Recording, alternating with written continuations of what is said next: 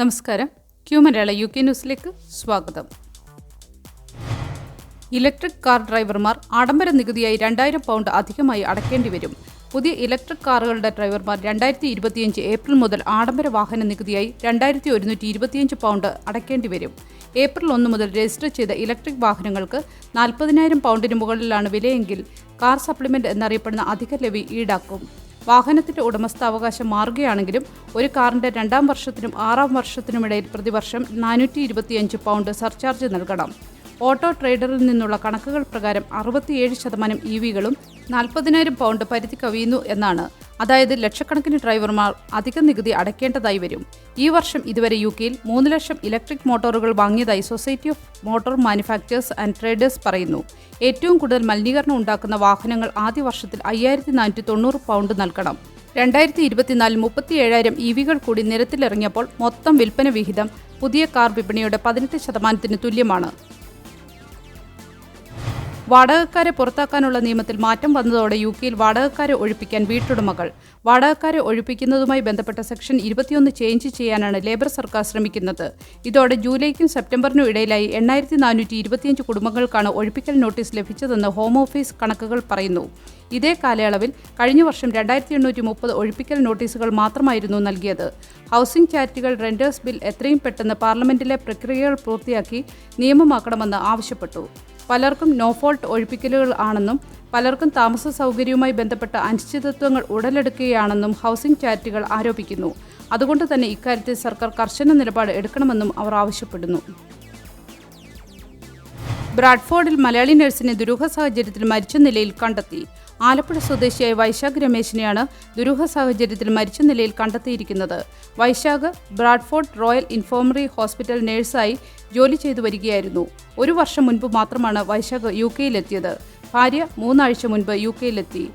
ബ്രാഡ്ഫോർഡിലെ മലയാളി കൂട്ടായ്മകളിൽ സജീവ സാന്നിധ്യമായിരുന്ന വൈശാഖിന്റെ മരണം കടുത്ത ഞെട്ടലാണ് പ്രാദേശിക സമൂഹത്തിൽ സൃഷ്ടിച്ചത്. വൈശാഖ് കലാ സാംസ്കാരിക രംഗത്ത് തന്റെ സാന്നിധ്യം അറിയിച്ചിരുന്നു. ഈസ്റ്റ് ലണ്ടനിൽ കാറിന്റെ ഡിക്കിക്കുള്ളിൽ 24 വയസ്സുകാരിയുടെ മൃതദേഹം. 24 വയസ്സുകാരിയായ ഹർഷിത ബ്രെല്ല എന്ന യുവതിയെയാണ് കൊല്ലപ്പെട്ട നിലയിൽ കണ്ടെത്തിയത്. മരണത്തിൽ ദുരൂഹതയുണ്ടെന്ന് നോർത്താംപ്ടൺഷെയർ പോലീസ് അറിയിച്ചു. കോർബിയിൽ താമസിക്കുന്ന യുവതിയെ കാണാതായതിനെക്കുറിച്ചുള്ള പരാതി പോലീസിന് ലഭിച്ചിരുന്നു. ഇതേ തുടർന്ന് നടത്തിയ അന്വേഷണത്തിലാണ് ഹർഷിത ബ്രെല്ലയെ കൊല്ലപ്പെട്ട നിലയിൽ കണ്ടെത്തിയത്. ഹർഷിത ബ്രെല്ലയുടെ ഭർത്താവായ പങ്കജ് ലംബയാകാം കുറ്റവാളി എന്നാണ് പോലീസിന്റെ നിഗമനം. പങ്കജ് രാജ്യം വിട്ടിട്ടുണ്ടാകാമെന്നും പോലീസ് സംശയിക്കുന്നു. മരണത്തിലെ ദുരൂഹത പുറത്തുകൊണ്ടുവരുന്നതിനായി ഈസ്റ്റ് മെൻസ് സ്പെഷ്യൽ ഓപ്പറേഷൻസ് യൂണിറ്റിലെ 60ഓളം ഡിറ്റക്റ്റീവുകൾ ശ്രമിച്ചുകൊണ്ടിരിക്കുകയാണെന്ന് പോലീസ് അറിയിച്ചു. കാമുകിയുടെ സഹായത്തോടെ സുഹൃത്തിനെ കുത്തിയ മലയാളി വിദ്യാർത്ഥിക്ക് ജീവപര്യന്തം തടവ്. കാമുകിയുടെ കൊട്ടേഷൻ ഏറ്റെടുത്ത മലയാളി കൗമാരക്കാരനാണ് ജീവപര്യന്തം തടവ് വെള്ളിയാഴ്ച ലിവർപൂൾ മജിസ്ട്രേറ്റ് കോടതി വിധിച്ചത്. പ്രതി 10 വർഷത്തെ ജയിൽ ശിക്ഷ അനുഭവിക്കേണ്ടി വരും. ഇക്കഴിഞ്ഞ ഏപ്രിൽ സംഭവിച്ച കേസിൽ പ്രായം പരിഗണിച്ച് പോലീസ് പ്രതിയുടെ വിവരങ്ങൾ ആദ്യം പുറത്തുവിട്ടില്ലെങ്കിലും ഇപ്പോൾ കോടതിയുടെ തന്നെ നിർദ്ദേശപ്രകാരമാണ് പ്രാദേശിക മാധ്യമങ്ങൾ മലയാളി യുവാവായ കെവിൻ ബിജിയുടെ ചിത്രം സഹിതം വാർത്ത തയ്യാറാക്കിയിരിക്കുന്നത്. UK-യിൽ ജനിച്ചു വളർന്ന കെവിൻ ഇതിനു മുൻപ് പോലീസ് കേസിൽ ഉൾപ്പെട്ടതായി കോടതി വ്യക്തമാക്കിയിരുന്നു. മാതാപിതാക്കൾ വേർപിരിഞ്ഞ് താമസിക്കുന്നതോടെ കെവിൻ കൂട്ടുകെട്ടിൽപ്പെട്ടതായാണ് പ്രദേശവാസികൾ നൽകുന്ന സൂചന. കൃത്യമായ തിരക്കഥയോടുകൂടി തയ്യാറാക്കിയ കൊലപാതക ശ്രമത്തിൽ ഡോക്ടർമാരുടെ മൊഴികൾ നിർണായകമായി. സംഭവം നടന്നതിന്റെ അടുത്ത ദിവസം രാവിലെ കെവിനെ അറസ്റ്റ് ചെയ്യാൻ വീട്ടിൽ പോലീസ് എത്തിയപ്പോൾ പുറകിലത്തെ വാതിൽ വഴി ഓടി രക്ഷപ്പെടാൻ ശ്രമിച്ച കെവിനെ പോലീസ് ഓടിച്ചിട്ട് പിടിക്കുകയായിരുന്നു. പ്രതിയുടെ പ്രായം പരിഗണിച്ചും കുട്ടിക്കാലം മുതൽ അനുഭവിക്കുന്ന മാനസിക സംഘർഷം കണക്കിലെടുത്തും കോടതി ദയവ് കാട്ടണമെന്ന് പ്രതിക്ക് വേണ്ടി ഹാജരായ ലോയിഡ് മോർഗൻ കോടതിയോട് അപേക്ഷിച്ചിരുന്നു. പ്രായം കുറഞ്ഞ കുറ്റവാളികൾക്കുള്ള പ്രത്യേക ജയിലിലായിരിക്കും കെവിന്റെ ഇനിയുള്ള വർഷങ്ങൾ. ആരോഗ്യ പ്രവർത്തകർക്ക് 5 വർഷത്തിന് പകരം 2 വർഷത്തിന് ശേഷം tier 2 visa ILR offer parliament ഇന്ന് ചർച്ചയ്ക്കെടുക്കും. 6 മാസം നടത്തിയ ഓൺലൈൻ ഗവൺമെന്റ് നിവേദനത്തിൽ 50,000-ലധികം ഒപ്പുകളാണ് ലഭിച്ചത്. ഹർജി 2024 ജൂൺ 10 ചർച്ച ചെയ്യാൻ ഷെഡ്യൂൾ ചെയ്തിരുന്നു. എന്നാൽ ജൂലൈ 4 പൊതു തെരഞ്ഞെടുപ്പ് നടന്നതിനാൽ തെരഞ്ഞെടുപ്പിന് മുൻപ് എല്ലാ പാർലമെന്ററി കാര്യങ്ങളും നിർത്തിയതിനാൽ ഈ ഹർജിയിൽ ചർച്ച നടന്നില്ല. ചർച്ച ഇന്ന് UK പാർലമെന്റ് യൂട്യൂബ് ചാനലിൽ ഓൺലൈനായി കാണാനാകും.